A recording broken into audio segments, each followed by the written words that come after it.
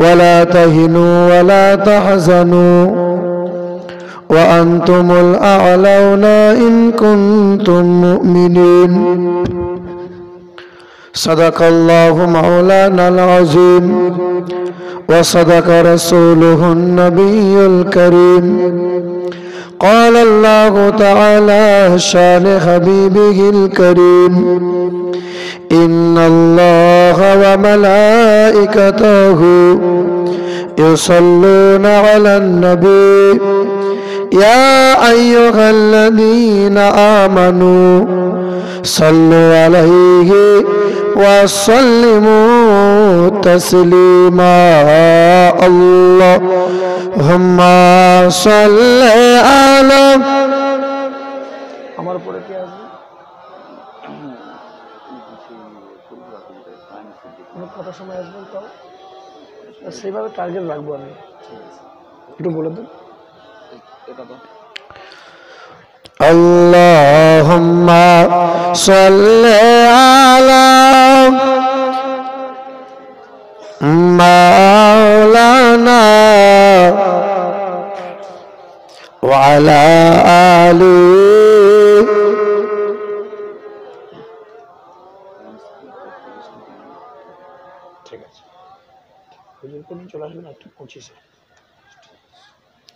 সাল্লাল্লাহু তাআলা আলাইহি ওয়াসাল্লাম।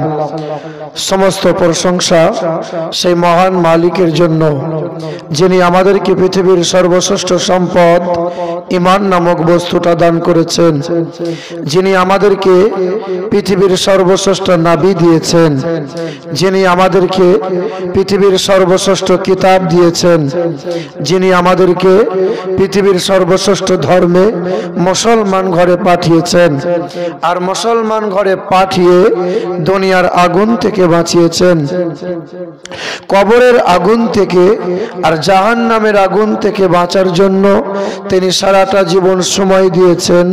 আর এই রকম যথেষ্ট সুযোগ দিয়েছেন তিনি হলেন আল্লাহ, যিনি কাল ছিলেন, আজ আছেন, আগামীতেও থাকবেন, যার কোষাগারে, যার ভান্ডারে, যার রাজত্বে, যার দরবারে কখনো কোনো সময়তে কোনো জিনিসের টান পড়েনি, আজও পড়ছে না, আগামীতেও পড়বে না। তিনি হলেন আল্লাহ, যিনি শান্তির মালিক, অশান্তির মালিক, আনন্দের মালিক, নিরানন্দের মালিক, হায়াতের মালিক, মওতের মালিক, যিনি আপনার মালিক, আমার মালিক, এখানকার মালিক আর সেখানকার মালিক, সর্ব জায়গার সর্বক্ষণের যিনি একাই মালিক, তিনি হলেন আল্লাহ। সেই মহান মালিকের জন্য হিন্দুদের ধর্মগ্রন্থে বলা আছে: ও নমো ব্রহ্মাণ্ড প্রভাসিত নমো কল্যাণ শান্তি যুগে যুগে নমঃ সর্বদা তো কল্যাণ বসুমতি গৌরী ঋষি মৃত্যু যারা মৃত্যু আগমনী নমঃ ঈশ্বর সর্বস্ব জগতং ব্রহ্ম সর্বদং খালিদং ধর্মবহং পাপমাদং আল্লাহ ইল্লাল্লাহ অনাদি স্বরূপাই জগতং ময়নং পশু সিদ্ধনম আল্লাহ জ্যেষ্ঠাং ষষ্ঠাং পূর্ণং পন্নং পরম্পরং। তিনি হলেন আল্লাহ, তিনি হলেন জ্যেষ্ঠ, তিনি হলেন ষষ্ঠ, তিনি হলেন মহান প্রতিপালক, তিনি হলেন বিশ্ব ব্রহ্মাণ্ডের মালিক, তিনি হলেন আসমান ও জমিনের মালিক, তিনি হলেন নীল গগনের মালিক, যার ইচ্ছার বাইরে মানুষ ঘুম থেকে জাগতে পারে না, তার ইচ্ছার বাইরে গাছের ফুল কখনো ফোটে না। তিনি হলেন এক অদ্বিতীয় লা শারীকা লা, না দ্বিতীয়ম না তৃতীয়ম চতুর্থ না পঞ্চমে না পঞ্চম না ষষ্ঠম সপ্তম না পঞ্চমে না অষ্টম না নবম দশম না পঞ্চমে। তিনি দুইটা, তিনটা, চারটা, পাঁচটা, দশটা হবেন না, তিনি হবেন এক অদ্বিতীয় লা শারীকা লা। তিনি আসমান ও জমিনের মালিক, তিনি আমার ও আপনার মালিক। সেই মহান আল্লাহ পাক রব্বুল আলামিন মালিকের দরবারে জান্নাতের বাগানে বসে ফেরেশতাদের মজলিসে বসে সকলে মহব্বতে মালিকের শুকরিয়া আদায় করে বলি আলহামদুলিল্লাহ। আমার শিক্ষিত বাবাজিরা, আমার ভাইরা, আমার মায়েরা ও বোনেরা, এটা যদি ফাংশন হতো, এটা যদি ন্যাংটা মেয়েকে নিয়ে নাচানো হতো, তো ভোর 4টে পর্যন্ত প্যান্ডেলে জায়গা দেওয়া যেত না। কারণ এটা হলো জান্নাতের বাগান। খোদা চেনা যদি সহজ হবে, তা দোজখ কেন হবে? এই জান্নাতের বাগানে বসবে তারা, ক্ষমা পেয়ে আজ বাড়ি যাবে তারা। এই জান্নাতের বাগানে বসবে যারা, জান্নাতের দলে থাকবে তারা। আল্লাহ পাক বড় নসিব আমাদেরকে দিয়েছেন। তাই মাজালিসুল ইলমি, মাজালিসুল্লাহ, খুদ খোদার মজলিসে, রহমতের মজলিসে, ক্ষমা পাওয়ার মজলিসে, রিয়াজুল জান্নাহ, জান্নাতের বাগানে বসার তৌফিক দিয়েছেন। একটু আস্তে করে বলুন সুবহানাল্লাহ। তারপরেই শতকোটি দরুদ আর সালাম আমার আপনার নবীর প্রতি, যে নবী মক্কার মতি, মদিনার জ্যোতি, দুই কুলের সাথী, উম্মতের কান্ডারি, আমারও আপনার নবী, হায়াতুন নবী, নূর নবী, দো জাহানের বাদশাহ, হাবিবে কিবরিয়া, সাইয়্যিদুল মুরসালিন, শফিউল মুজনবিন, রাহমাতাল লিল আলামিন, জনাবে মুহাম্মদুর রাসূলুল্লাহ সাল্লাল্লাহু তাআলা আলাইহি ওয়াসাল্লাম। আমার উপস্থিত জ্ঞানী গুণী সম্মানীয় ওলামায়ে কিরামগণ, সম্মুখে বসে থাকা মুরব্বী বাবাজিরা, ভাইরা, মায়েরা ও বোনেরা, সকলকে শ্রেণীমতভাবে সম্ভ্রম, শ্রদ্ধা, শুভেচ্ছা, আল্লাহ পাকের দয়া, মায়া, অনুগ্রহ আর শান্তি ধারা আমাদের সকলের উপর বর্ষণ হোক। জোরে বলি আল্লাহুম্মা আমিন। বাজারে আজারে রাস্তাঘাটে ব্যবসা বিজনেস করতে গিয়ে অনেক সময় অমুসলিম ভাইদের সাথে ওঠা বসা করতে হয়, হিন্দু ভাইদের সাথে চলাফেরা করতে হয়, মিলেমিশে থাকতেও হয়। কারণ এর নাম হলো ভারতবর্ষ। এদেশের মাটিতে মুসলমান বাস করবে, পাশাপাশি হিন্দু বাস করবে, কোনো বিভেদ, কোনো বিচ্ছেদ থাকবে না। কিন্তু অনেক সময় অমুসলিম ভাইয়ের সাথে চলাফেরা উঠা বসা করতে গিয়ে হিন্দু ভাইরা বলে, এ আব্দুর রহমান, তোমরা যে আল্লাহ আল্লাহ করো, আমরা তাকে ভগবান বলি। তোমাদের আল্লাহ আর আমাদের ভগবান তো একই জিনিস। তোমরা পানি বলো আর আমরা জল বলি, জিনিস তো একটাই। আপনারা বলেন আল্লাহ আর ভগবান এক, কথা বলেন না কেন? না, ভগবানের স্ত্রী আছে, তার নাম হলো ভগবতী। ঈশ্বর একটা পুরুষ লিঙ্গ, যার স্ত্রী লিঙ্গ হচ্ছে ঈশ্বরী। গড একটা পুরুষ লিঙ্গ, যার স্ত্রী লিঙ্গ হচ্ছে গডেজা। আর আমার আল্লাহ এমন একটা শব্দ যার স্ত্রী লিঙ্গ না পুরুষ লিঙ্গ। বিসমিল্লাহির রহমানির রহিম। কুল হুয়াল্লাহু আহাদ, আল্লাহুস সামাদ, লাম ইয়ালিদ ওয়ালাম ইউলাদ ওয়ালাম ইয়াকুল লাহু কুফুয়ান আহাদ। তিনি এক, অদ্বিতীয়, লা শারীকা লা। তিনাকে কেউ জন্ম দেয়নি, তিনি কাহাকেও জন্ম দেননি। তিনার কোন সন্তানাদি আছে, তিনার কোনো ভাই বোন আছে, তার কোনো বিবি আছে, তার সমতুল্য সমকক্ষ আর কেউ নাই। আমার বাবাজিরা, ভাইরা আমার, এদেশের মাটিতে এক শ্রেণীর রাজনৈতিক নেতা যারা হিন্দু মুসলমান দিন রাত করছে, তারা ভারতবর্ষের মাটিতে বেশ কিছু নামধারী সাধু বেরিয়েছে, বাবা, ভণ্ড বাবা।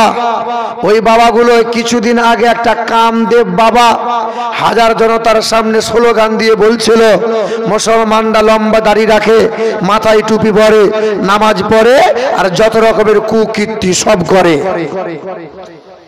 ওরা বলতে চাইছে, রাস্তায় দাঁড়িয়ে আন্দোলন করতে চাইছে যে মুসলমান তোমরা চলে যাও পাকিস্তান, মুসলমানরা চলে যাও বাংলাদেশ, আর না হয় চলে যাও কবরস্থান। মনে হচ্ছে বাপ এ দেশ কিনে রেখে দিয়েছে। এই দেশ যতটা তোমার অধিকার আছে অতটাই অধিকার আমাদের মুসলমানদের আছে। কথা বলেন ঠিক কিনা?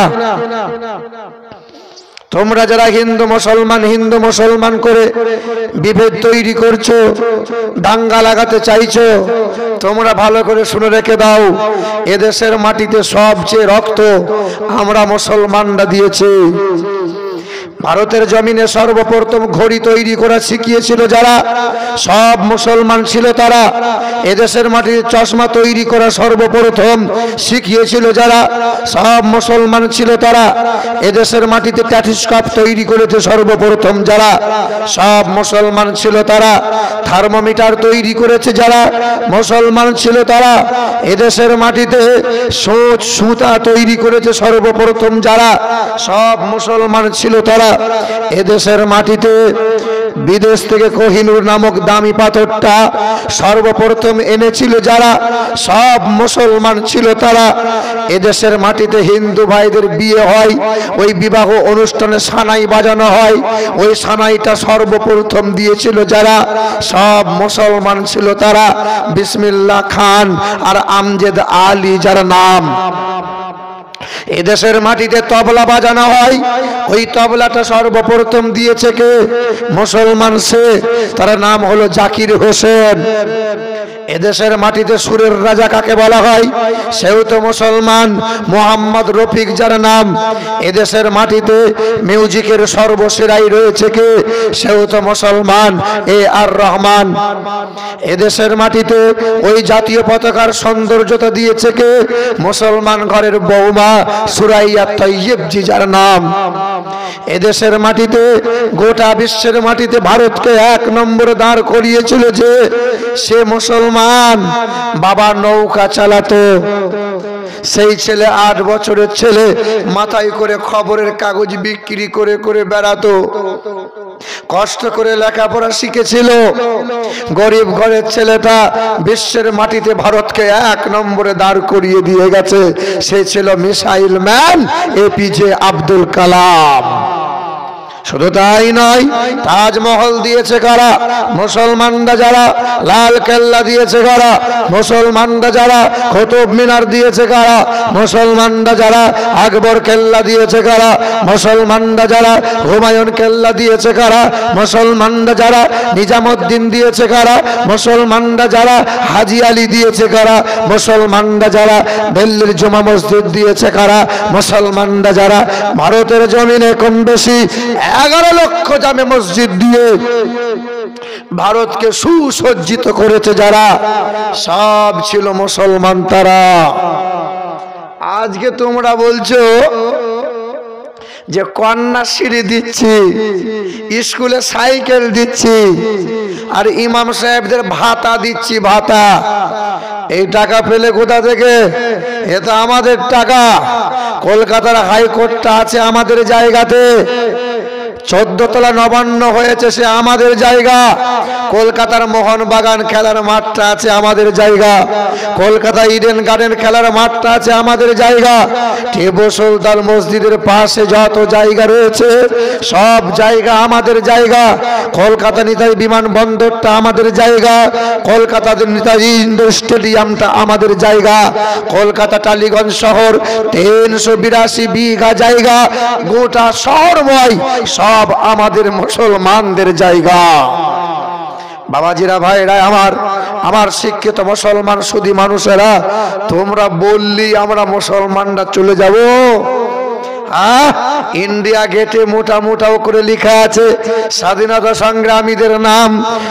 কম বেশি 92,000 মানুষ এই দেশের জন্য রক্ত দিয়েছিল। তারা সবচেয়ে বেশি ছিল টুপিওয়ালা দাড়িওয়ালা 62,000 মুসলমান। তারা আর একটু জোরে বলেন।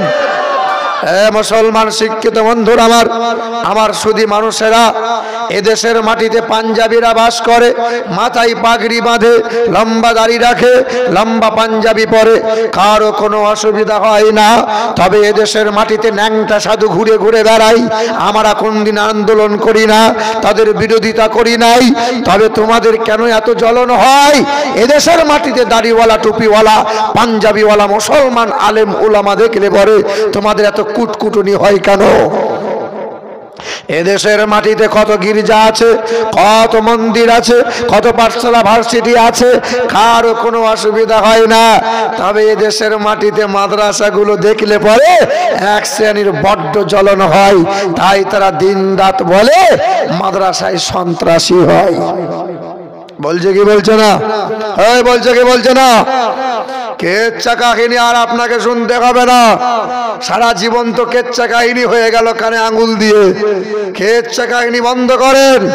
মুসলমান আর ভেড়ার মতো জিন্দেগি বন্ধ করে দেন। সিংহের মতো বাঁচার চেষ্টা করেন।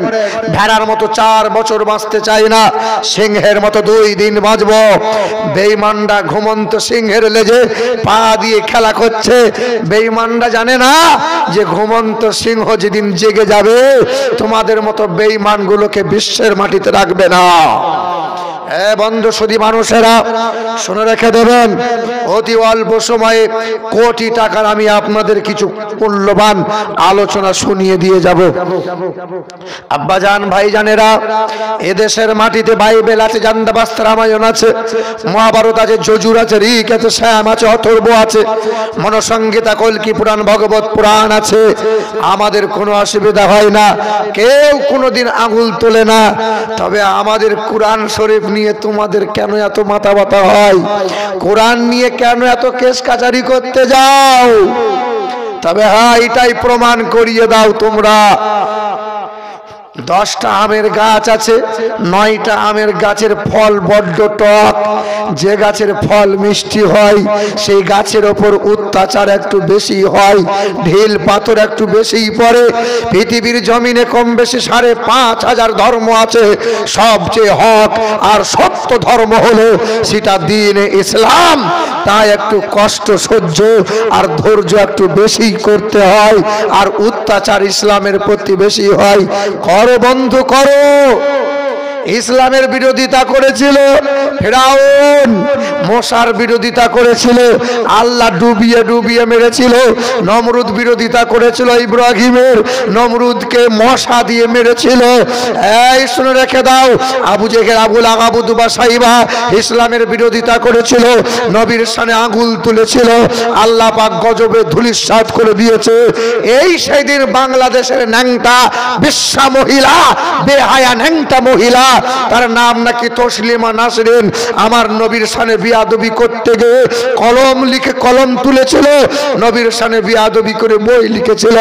আজ বাংলাদেশের ন্যাংটা তসলিমা নাসরিন বেহায়া হাসপাতালের বেডে হাফ হাফ করছে, হাত পা পঙ্গু হয়ে গেছে। আজ তোমরা যারা দিন রাত প্রচার করছো ভারতকে হিন্দু রাষ্ট্র করব, ভারতকে হিন্দু রাষ্ট্র করব, ভারতকে হিন্দু রাষ্ট্র করব, শুনে রেখে দাও বন্ধ, হতে পারে ভারতবর্ষ হিন্দুস্তানের মাঠে মুসলমানের রক্ত দিয়ে এই দেশে হয়েছে খাঁটে। ইংরেজদের তাড়িয়ে আনিল যারা ভারতের স্বাধীনতা ইতিহাস হতে মুছে গেল আজ তাদেরই কথা। ক্ষুদিরাম, বাদল, বিনয়, দীনেশ, প্রফুল্ল চাকি, এরাই এনেছে স্বাধীনতা, আর কেউ আনেনি নাকি? হতে পারে ভারতবর্ষ হিন্দুস্তানের মাঠে মুসলমানের রক্ত দিয়ে এই দেশে হয়েছে খাঁটে। অনেক দামের দেশ, রক্ত ঘামের দেশ, মায়ার বাঁধন বড় বেশি। হিন্দু মুসলমান বৌদ্ধ বা খ্রিস্টান আমরা সকলেই তো ভারতবাসী। কেন এত সংঘাত, কেন কিসের বিবাদ? ভাই ভাই রাখো হাত হাতে, সমরে পক্ষপাতী হয়েছে ষষ্ঠ জাতে। নজির দেখাও আজ দুনিয়াতে, নারায়ে তাকবীর। আর একটু মহাব্বতে নারে তাকবীর, নারে তাকবীর। আল কোরআনের আলো, আল হাদিসের আলো, সুন্নিয়তের আলো, दीन इस्लाम, खाजा का हिंदुस्तान, नारे तकबीर, नारे रिसालत, या रसूल अल्लाह। मुसलमान আমার শিক্ষিত বন্ধুরা, সুধী মানুষেরা, আজ তো হিন্দু মুসলমান করছো, আজ তো জাতপাতের বিচার করছো, আর মুসলমানগুলোকে মুসলিম এলাকায় ভোট চাওয়ার সময় মুসলিমগুলোকে বেলুন ফুলানোর মতো ফুলিয়ে দিচ্ছ, আর বলির পাটার মতো ব্যবহার করছো তোমরা। আর কতদিন আমরা এই রকম ব্যবহার হব? মার খাবে মুসলমান, মরবে মুসলমান, আদালতে উঠবে মুসলমান, জেলখানাতে ভরে যাবে মুসলমান। মুসলমানকে দিয়ে মুসলমানকে মারছে তারা, এখনো বুঝছো না মুসলমান তোমরা? বাবাজিরা, ভাইরা আমার, আজকে তোমরা যারা জাত পাতের বিচার করো, আজকে তোমরা যারা হিন্দু মুসলমান করো, আজকে তোমরা যারা কালো ফর্সার মধ্যে পাঁচিল টানো, আজকে তোমরা যারা হিন্দু মুসলমানে দাঙ্গা লাগানোর চক্রান্ত করো, তোমরা শুনে রেখে দাও, এই সেদিন গ্যাসের সিলিন্ডারটা মুসলমান বাড়িতে এসেছে, মুসলমান ঘরের বৌমা গোমাংস রান্না করে, মুরগি মাংস রান্না করে, এই গ্যাসের সিলিন্ডার যখন শেষ হয়ে যায় কোম্পানির বাড়িতে ফিরে যায়, কোম্পানির বাড়িতে ভর্তি হয়ে সেই দিন মুসলিম গ্রামে নয়, মুসলিম পাড়াতে নয়, হিন্দু পাড়ায় ব্রাহ্মণ ঘরের বৌমা ওই গ্যাসের সিলিন্ডার তুলেছে, ওই গ্যাসের সিলিন্ডারে রান্না করে, নিরামিষ রান্না করে, সে রান্না করে গঙ্গা জল দিয়ে ধৌত করে না, গঙ্গা জল দিয়ে শুদ্ধ করে না, কারণ জাত পাতের সেখানে কোনো অসুবিধা হয় না। এই তো সেদিন হাসপাতালের বেডে বড় পইতে গলায় ঝুলছে, ব্রাহ্মণ বাবাজি হাপ হাপ করছে, ডাক্তার বাবু কানে কানে বলছেন তোমার 4 বোতল রক্ত লাগবে, 4 বোতল রক্ত লাগবে। ব্রাহ্মণ বাবাজির কানে গিয়ে জিজ্ঞাসা করলাম, ব্রাহ্মণ, রক্তদান শিবির মুসলমানরাও করে, রক্তদান শিবির হিন্দুরাও করে, রক্তদান শিবির অনেক জালসার মাহফিলে হয়, রক্তদান অনেক রাজনৈতিক সভাতেও হয়, বলো ব্রাহ্মণ বাবাজি, রক্তটা হিন্দুর রক্ত নেবে না খ্রিস্টানের রক্ত নেবে না মুসলমানের রক্ত নেবে? ব্রাহ্মণ বাবাজি হাপ হাপ করছে আর বলছে, বাবা আগে আমাকে সুস্থ করে তোল বাবা, হিন্দু মুসলমান পরে হবে। এ বাবাজিরা, ভাইরা আমার, হাসপাতালের বেডে তখন হিন্দু মুসলমান হয় না, ঠিক পঞ্চায়েত ভোট আসবে আর হিন্দু মুসলমান বলে ইস্যু তুলে দেবে, কখনো বাবরি মসজিদ বলে ইস্যু তুলবে, কখনো জ্ঞানবাপী মসজিদ বলে ইস্যু তুলবে, আর হিন্দু মুসলমান একটা বিভেদ তৈরি করে ভোটগুলো যাতে পাওয়া যায়। দিদি বলছে মুসলমান চাই, আর দাদা বলছে আমার হিন্দু চাই, শুধু হিন্দু মুসলমানকে নিয়ে মারামারি চালা। বাবাজিরা, ভাইরা আমার, দুঃখ নিয়েন না। কোন নেতার পিছনে ঘুরছো তুমি? তোমার নেতা চোর, চোর। আমার বর্ধমান ডিস্ট্রিক্টের নেতারা চোর, আপনাদের কথা বলতে পারবো না। 1,40,000 টাকা গরিব মানুষ ঠিক মতো খেতে পায় না, একদিন না কাজ করলে সংসার চলে না। ওই গরিব মানুষটার ঘর এসেছে সরকার থেকে, তো পার্টির হাতুড়ি নেতা গিয়ে বোঝে 30,000 টাকা পার্টি অফিসে দিয়ে আসবি, না নাম কেটে দেবো। আনো শালা, কত বড় বড় ব্রিজ খেলি, রাস্তা খেয়ে নিচ্ছিস, তবু পেট ভরছে না, মরাকে মারতে হবে, গরিব অসহায় রক্ত চুষে খাবি তোরা। তোমার নেতা 100টা কথা বললে 98টা কথা মিথ্যা কথা বলে।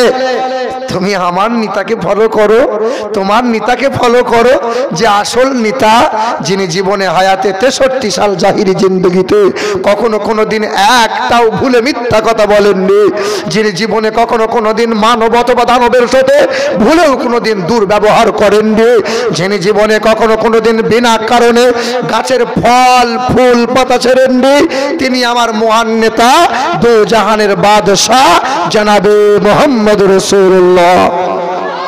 এই আজ আজও লন্ডনে ব্রিটিশ মিউজিয়ামের দেওয়ালে সাদা পাথরে মোটা অক্ষরে লেখা আছে, as a learner, as a leader, as a teacher, as a father, as a love maker, Muhammad সাল্লাল্লাহু আলাইহি সাল্লাম is a Superman in the world. তিনি একজন শিক্ষার্থী, তিনি একজন নেতা, তিনি একজন শিক্ষক, তিনি একজন পিতা, তিনি একজন মানব জাতির কল্যাণকর্তা, তিনি একজন বিশ্বের অতি মানব।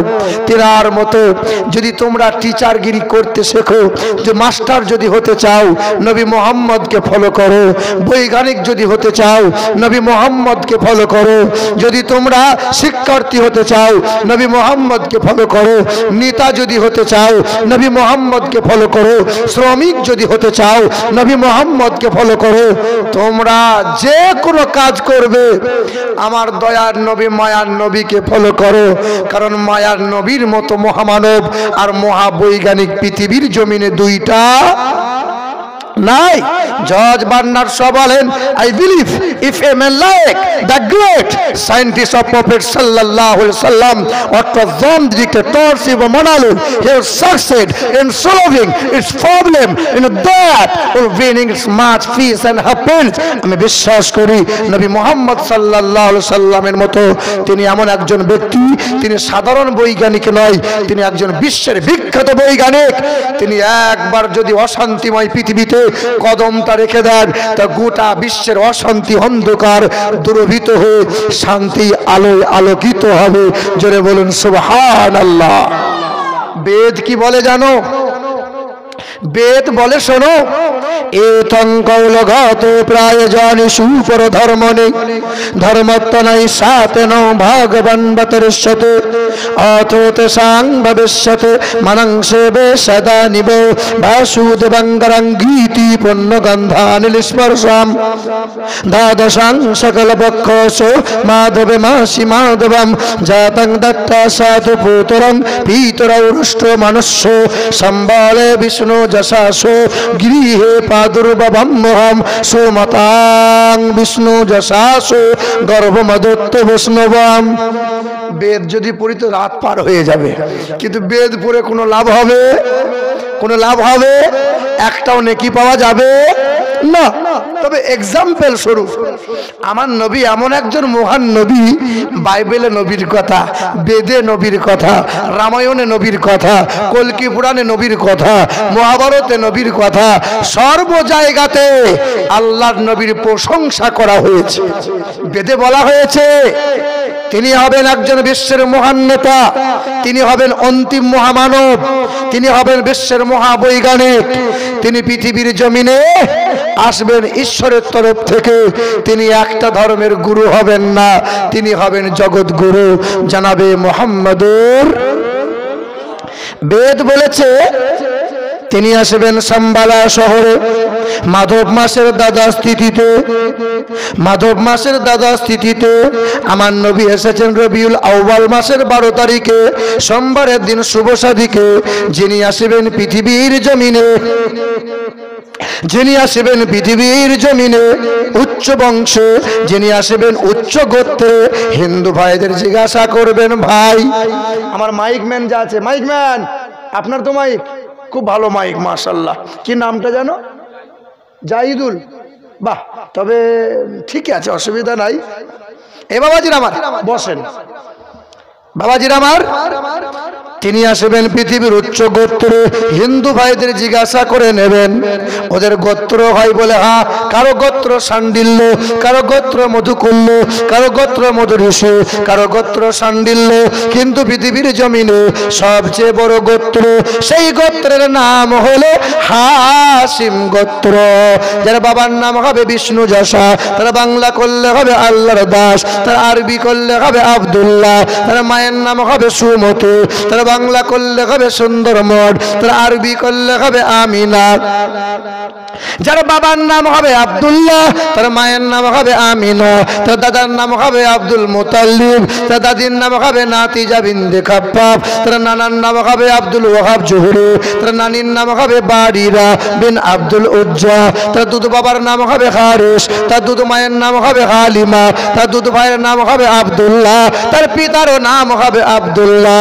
তিনি হবেন দু জাহানের বাদশাহ জনাবে মুহাম্মদ রাসূলুল্লাহ।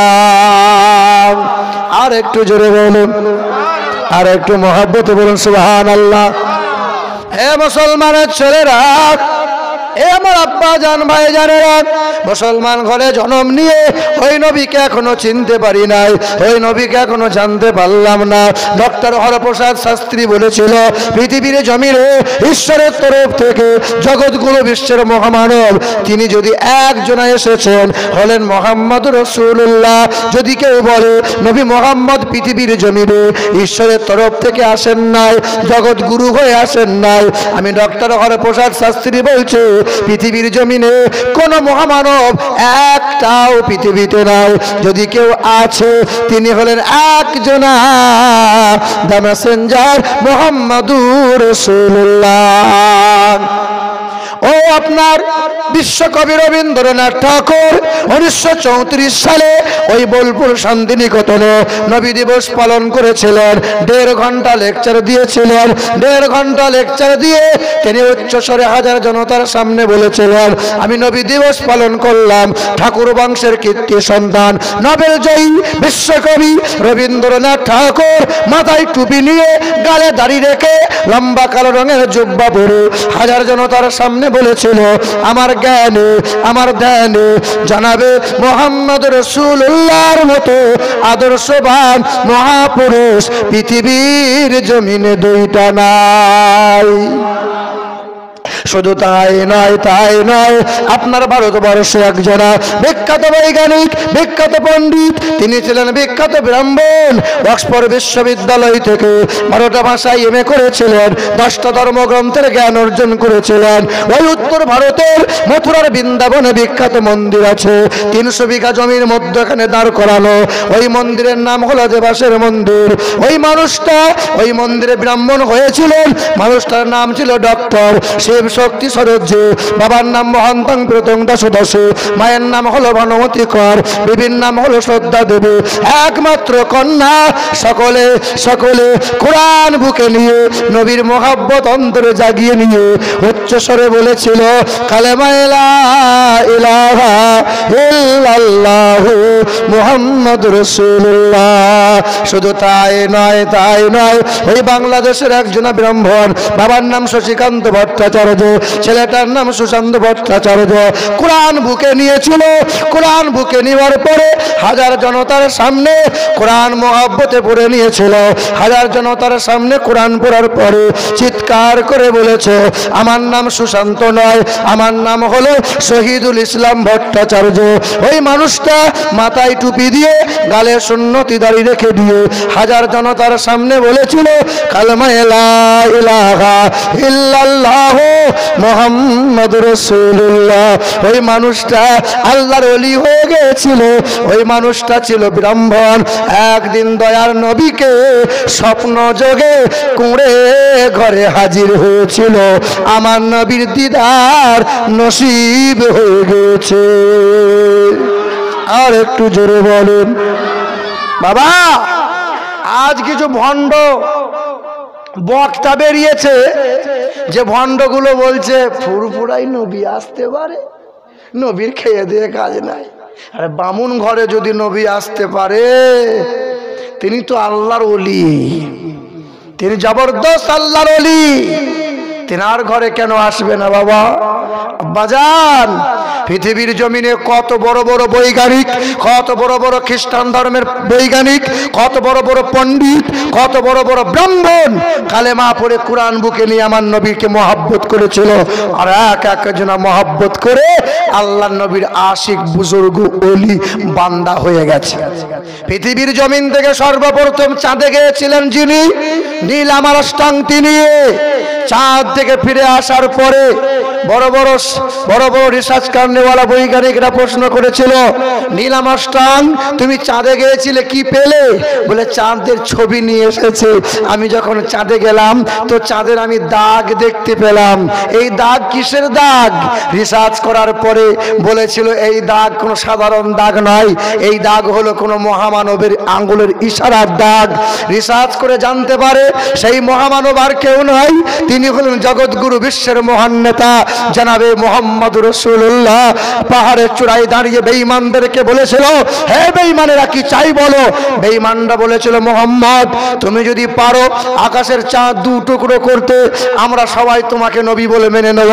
আল্লাহ নবী শাহাদত আঙ্গুলটা ইশারা করেছিলেন, সঙ্গে সঙ্গে আকাশের চন্দ্র দুই টুকরো হয়েছে।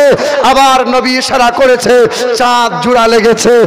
আজও চাঁদে দাগ আছে, কিন্তু নবীর চরিত্রে সাপ আছে, নবীর চরিত্রে কোনো দাগ। বাবাজিরা, ভাইরা আমার, এই নীল আর্মস্ট্রং মিশরে গিয়েছিলেন, মিশর আজহার ইউনিভার্সিটিতে। তিনি দাঁড়িয়ে দাঁড়িয়ে লেকচার দিয়েছিলেন, হঠাৎ করে থমকে গেলেন। সামনে জিজ্ঞাসা করেছিল, স্যার আপনি বক্তব্য দিতে দিতে কেন থমকে গেলেন? চাঁদের খবর বর্ণনা করেন। সেই দিন নীল আর্মস্ট্রং বলেছিল, চাঁদে যখন গিয়েছিলাম নিস্তব্ধ কোনো আওয়াজ শুনতে পাই নাই, তবে পৃথিবীর আওয়াজ যেন আমার কানে একটা বারবার শুনতে পেয়েছিলাম। সেই আওয়াজটা এখন শুনতে পাই, যা মসজিদে আওয়াজ বার হয়, সে আওয়াজটা হলো মধুর সুরের আওয়াজ, আশহাদু আন্না মুহাম্মদ রাসূলুল্লাহ, আজানের আওয়াজ। বলে আমি যখন চাঁদে ছিলাম বিশ্বের দিকে তাকিয়ে আমি কোনো জায়গা দেখতে পাই নাই, সব অন্ধকার দেখতে পেয়েছিলাম, তবে দুইটা জায়গা উজ্জ্বলময় দেখেছিলাম। একটা জায়গার নাম হলো মক্কা কাবা, আর একটা জায়গার নাম হলো মদিনাতুল মুনাওয়ারা। সেই দিন বিশ্বের মাটিতে ওই নীল আর্মস্ট্রং মিশর আজহার ইউনিভার্সিটিতে দাঁড়িয়ে দাঁড়িয়ে হাজার জনতার সামনে বলেছিল, আমি অনেক রিসার্চ করলাম, আমি অনেক চিন্তা করে দেখলাম, নবী মুহাম্মদের মতো জগৎগুরু, বিশ্বের মহান নেতা, কল্যাণের কল্যাণকর্তা পৃথিবীর জমিনে আর দুইটা নাই। তাই আর দেরি করতে পারলাম না, সেই দিন কালেমা পড়ে ইমানদার হয়ে গিয়েছে। জোরে বলুন সুবহানাল্লাহ। আব্বাজান, ভাইজানেরা, যে নবী সারাটা জীবন আপনার জন্য কেঁদেছেন, যে নবী সারাটা জীবন আমার জন্য কেঁদে গেছেন, যে নবী হায়াতে 63 সাল জাহিরি জিন্দেগিতে সব সময় উম্মতি উম্মতি উম্মতি উম্মতি করেছেন, সেই নবীকে ভুলে যায়েন না। আজকে আপনাকে আর যুদ্ধের ময়দানে যেতে হবে না, আজকে আপনাকে গর্দান দিতে হবে না, মাথা দিতে হবে না, আজকে আপনাকে রক্ত দেওয়া লাগবে না, শুধু কোরআনের সৈনিকগুলোকে তৈরি করতে হবে। কোরআনের সৈনিক হলো তারা আলেম উলামা যারা। আল্লাহর নবী বলেন, মাদ্রাসা তালবিল ইলম যখন পায়ে হেঁটে হেঁটে যায়, তখন রহমতের ফেরেশতারা ওই কদমের তলায় ডানা বিছিয়ে দেয়। ওই মাদ্রাসা তালবিল ইলমরা যখন পুকুরের পাড় দিয়ে হেঁটে হেঁটে যায়, দরিয়ার মাছগুলো, ওই দরিয়ার প্রাণীগুলো ওই বাচ্চার বাপ মায়ের জন্য দোয়া করতে থাকে। জোরে বলুন সুবহানাল্লাহ। আব্বাজান, ভাইজানেরা, মাদ্রাসা হলো নবীর বাগান, মাদ্রাসা হলো নবীর বাগান। যে নবীর বাগান মাদ্রাসাকে মোহাব্বত করে, ওই মানুষটা সত্যিকারে নবীকে মোহাব্বত করে। যে নবীকে মোহাব্বত করে, আল্লাহর নবী বলেন, যে মাদ্রাসাকে সুসজ্জিত করে, আমার আল্লাহ পাক তার জন্য জান্নাতের রহমতের বালাখানা সুসজ্জিত করে দেন। তাই একটা কাবা, একটা কোরআন, এক আল্লাহ, একজন মায়ের লাল, একজন বাপের বেটা নবীর মোহাব্বতে হাতটা তুলে বলতে পারবেন যে ইনশাআল্লাহ এক কাবা, এক কোরআন, এক আল্লাহ, আর আমিও একজন খোদার গুনাহগার মুমিন বান্দা। আমি হাতটা তুলে বললাম, 5 ওয়াক্ত নামাজ আছে, পাক পাঞ্জাতন 5 জনকে নিয়ে হয়, তাই 5,000 টাকা আমি দেব নবীর বাগানের জন্য। একজন মায়ের লাল বলতে পারবেন ইনশাআল্লাহ? কোন মায়ের লাল, মা নাই, বাবা নাই, বাপ মায়ের জন্য জান্নাতি হাওয়া, জান্নাতি মেওয়া, জান্নাতি খাওয়া আল্লাহ কবরে পৌঁছে দেবে। নবীর বাগান কি যে সুসজ্জিত করবে। একজন মায়ের লাল মাত্র 5,000 টাকা দেনেওয়ালা একজন, কিংবা 1 টলি বালি, কিংবা 10 বস্তা সিমেন্ট, 5,000 টাকা। কি নাম? হাজী ইউনুস। নারে তাকবীর। নারে তাকবীর। হাজী ইউনূস সাহেব দাতা মারহাবা 5000 টাকা দান করবেন। আরে কিন্তু বাবা লা ইলাহা ইল্লাল্লাহ, লা ইলাহা ইল্লাল্লাহ ইমানদার হওয়া যাবে? হওয়া যাবে না। আর একজনকে মেনে নিতে হবে, মুহাম্মাদুর রাসূলুল্লাহ। ঠিক না ভুল? আমার আল্লাহ পাক বলছেন আল্লাহকে মানো, নবীকে মানো, দুটো মানতে হবে কি হবে না? আর একজন বাপের বেটা পারবেন 2 নম্বরে নিজের নামটা লিখিয়ে দিয়ে বলবেন যে আমি দেবো 5000 টাকা, আজকে নাই কিন্তু ইনশাল্লাহ 1 মাসের ভেতরে দিয়ে দেবো। কেউ পারবেন? ইনশাল্লাহ। কোন বাপের বেটা খাস করে দোয়া করব, মুসাফির মানুষ আছে, আল্লাহর নবী বলেছেন যে মুসাফির থাকে তার দোয়া বৃথা যায় না। আপনার মায়ের জন্য দোয়া করব, আপনার বাবার জন্য দোয়া করব। একজন মায়ের লাল, একজন বাপের বেটা হাজী সাহেব দিয়েছে 5000 টাকা, ইনশাল্লাহ খাস করে দোয়া করব। আর একজন বাপের বেটা হবে ইনশাল্লাহ 5000 টাকা দেনে বলা পারবেন ইনশাল্লাহ, হবে ইনশাল্লাহ। আব্বাজান ভাইজানেরা দুঃখ নিয়েন না, আমি সেই বিকেল 2:30টার সময় ঘর থেকে বার হয়েছি। আজকে আপনার গ্রামে যখন ঢুকছি তখন বাজে 11:30। বিশ্বাস করেন ঘন্টার পর ঘন্টা রাস্তায় পার হয়ে গেছে, জ্যাম আর জ্যাম, জ্যাম আর জ্যাম। বহু রাস্তা অতিক্রম করে, অনেকটা পথ অতিক্রম করে আপনার দুয়ারে ছুটে এসেছি। আমিও মনে মনে ভেবেছিলাম যে হাওড়া থেকে ফিরে চলে যাব, কিন্তু না, মন মানে নাই। শুধু এই মাদ্রাসার ভালোবাসার খাতিরে দৌড়ে চলে এসেছে। আর মনে মনে চিন্তা করেছে মাদ্রাসার কমিটি যদি আমাকে 1 টাকাও না দেয়, খোদার কসম, খোদার কসম, তবু একবার মাদ্রাসার কমিটি আর মাদ্রাসার জায়গাটা একবার দেখে আসবো, নয়ন ভরে একবার দর্শন করে আসবো। তাই আমি ছুটে চলে এসেছি। মোহাব্বতের কোনো মানুষ নাই নবীর ভালোবাসাকে জিন্দা রাখার মতো। নবীর বাগানের দিকে লক্ষ্য রেখে একজন বাপের বেটা মাত্র 5000 টাকা দেনেওয়ালা একজন দিয়েছেন। 2 নম্বরে পারবেন কি 10 বস্তা সিমেন্ট দেনেওয়ালা 10 বস্তা সিমেন্ট দেবেন কি 1 টলি বালি দেবেন? হবে ইনশাল্লাহ, হবে বাপ। পারবেন না? মালিকের দরবারে একটু দোয়া করতাম, আপনার মায়ের মাগফিরাতের জন্য দিতেন। পারবেন না ইনশাল্লাহ? আব্বা যদি 5000 টাকা নাও পারেন, 10 জন ব্যক্তি 1000 টাকার ওয়াদা করেন, একটা করে 1000 টাকা দেবো ইনশাল্লাহ। আজকে নাই হুজুর, কালকে দিয়ে দেবো।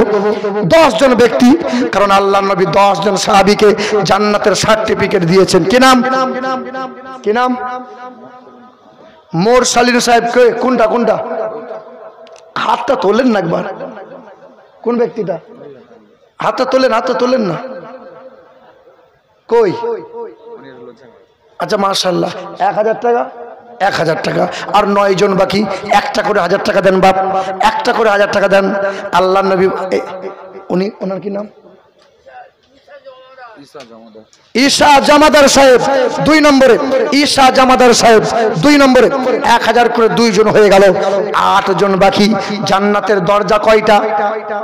জান্নাতের দরজা কয়টা? 8টা। 8টা জান্নাতের দরজা। 8 নম্বরে আপনার 1000 টাকা হবে ইনশাআল্লাহ। আপনি দেবেন 1000 টাকা। পারবেন না? পারবেন না? ফুরফুরা শরীফ থেকে সব হুজুররা আসছেন, খাস করে দোয়া নেবেন, কিন্তু আমার হাতে 10টা মানুষ পারবেন না। একটা করে 1000 টাকা দেনেওয়ালা 2 জন হয়েছে। হাজী সাহেব দিয়েছেন 5000 টাকা। আর পারবেন না? 1000 করে আজকে নাই কালকে দিয়ে দেবেন। ওয়াদা, আর যে ওয়াদাকে খেলাফ, ওয়াদা ভঙ্গ করে, আল্লাহ তাকে পছন্দ করে না। পারবেন?